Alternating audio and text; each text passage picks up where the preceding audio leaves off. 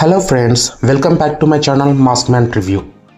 నేడు 2025 women's world cup వచ్చిన ఆనందంలో అందరం చాలా సంతోషంగా ఉన్నాం. కానీ చాలామందికి తెలియదు ఏంటంటే 2005, 2017 మిథాలీ రాజ్ క్యాప్టెన్స్లో ఉన్నప్పుడు కూడా 2 సార్లు 50 ఓవర్ల ఉమెన్స్ వరల్డ్ కప్ ఫైనల్స్కి వచ్చి చేయి జార్చుకున్నామని చాలామందికి తెలియకపోవచ్చు. 2025 వరల్డ్ కప్కి 2005, 2017 వరల్డ్ కప్కి చాలా తేడా ఉందండి.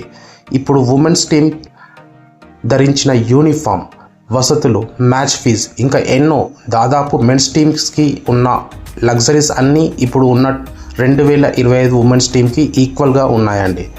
కానీ 2020కి ముందు వరకు ఉమెన్స్ టీంకి పరిస్థితి ఇంకోలా ఉండేది.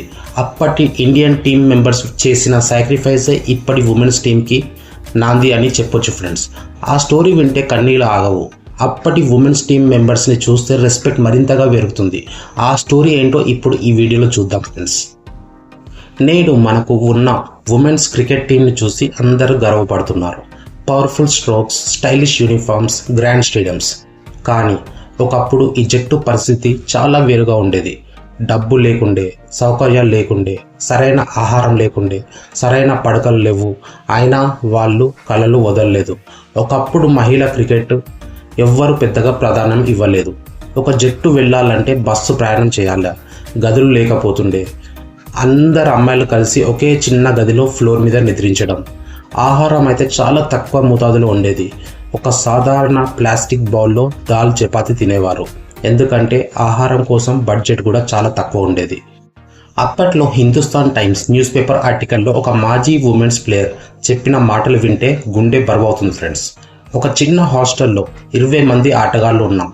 కేవలం 4 టాయిలెట్స్ మాత్రమే ఉండేవి. ఉదయాన్నే భారీగా క్యూలో నిలబడి బాత్రూమ్ వెళ్లాల్సి వచ్చేది. వెంటనే ప్రాక్టీస్కి వెళ్ళేవాళ్ళం. ఇది అండి మాజీ ప్లేయర్ అప్పటి పరిస్థితులు చెప్పుకొచ్చింది. ఇంకా క్లియర్గా తెలుసుకోవాలనుకుంటే 2022లో వచ్చిన శభాష్ మితూ అనే హిందీ సినిమా చూడండి. మిథాలీ రాజ్గా తాప్సీ పన్ను యాక్ట్ చేశారు. మిథాలీ రాజ్ జీవిత ఆధారంగా వచ్చిన ఈ సినిమా, అలాగే Mithali Raj international cricket India టీంకి సెలెక్ట్ అయ్యాక అక్కడ ఫెసిలిటీస్, రియల్ ఇన్సిడెంట్స్తో చూపిస్తారు ఆ సినిమాలో. చూడండి, బాగుంటుంది. అప్పట్లో డబ్బు లేదు, స్పాన్సర్స్ లేరు, సరైన వసతులు కూడా లేవు. సమాజం కూడా పెద్దగా సపోర్ట్ చేయలేదు. ఆడవాళ్ళు క్రికెట్ ఆడతారా అని ఎగతాళి చేసే వాళ్ళు కూడా ఉన్నారు. ఫ్యాన్స్ కూడా ఎవరు స్టేడియంకి రాకపోయేవారు. కానీ ఆ అమ్మాయిలు ఏ మాత్రం వెనక్కి తగ్గలేదు. రాత్రిళ్ళు ఫ్లోర్లో పడుకొని ఉదయం ప్రాక్టీస్కి వెళ్ళేవారు. బ్యాట్ లేకపోతే పాత బ్యాట్స్ని రిపేర్ చేసుకొని ఆడేవారు. అదే వారి డెడికేషన్. ఈ కష్టాల మధ్య నుంచే నిజమైన క్రికెటర్లు పుట్టారు. మిథాలీ రాజ్, జులన్ గోస్వామి లాంటి లెజెండ్స్ ఆరంభించారు ఈ ప్రయాణం నుంచి. అక్కడి నుంచి ఇప్పుడు స్మృతి మందాన, హర్మన్ ప్రీత్ కౌర్, దీప్తి శర్మ, అరుంధతి రెడ్డి, శ్రీచరణి లాంటి స్టార్లు ప్రపంచం దాకా తీసుకెళ్లారు. ఇప్పుడు బీసీసీఐ సపోర్ట్తో సమాన మ్యాచ్ ఫీజులు, మంచి వసతులు అందుతున్నాయి. అంటే గతంలో త్యాగం చేసిన ఆ జనరేషన్ వల్లే ఈ జట్టు స్థాయికి చేరిందని చెప్పుకోవచ్చు ఫ్రెండ్స్. ఇప్పుడు వాళ్ళు కేవలం ఆటగాళ్ళు కాదు, భారతదేశం గర్వించాల్సిన ఐకాన్స్ అని చెప్పడంలో ఎటువంటి సందేహం లేదు. ఎంత కష్టం వచ్చినా కలలు వదలకూడదనే పాఠం ఇవాళ మనం అందరికీ నేర్పించారు.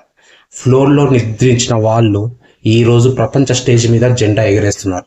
ఇదే నిజమైన జర్నీ ఆఫ్ ఛాంపియన్స్. మీకు ఈ స్టోరీ ఎలా అనిపించింది ఫ్రెండ్స్? కామెంట్లో చెప్పండి. మరియు ఈ అమ్మాయిలకు ఒక బిగ్ సెల్యూట్ ఇవ్వండి. నా వీడియోస్ నచ్చినట్టయితే please share, like and subscribe చేయండి మాస్క్ మ్యాన్ రివ్యూ. మరిన్ని వీడియోస్ కోసం please follow my channel. Thank you అండి. Have a great day. Bye.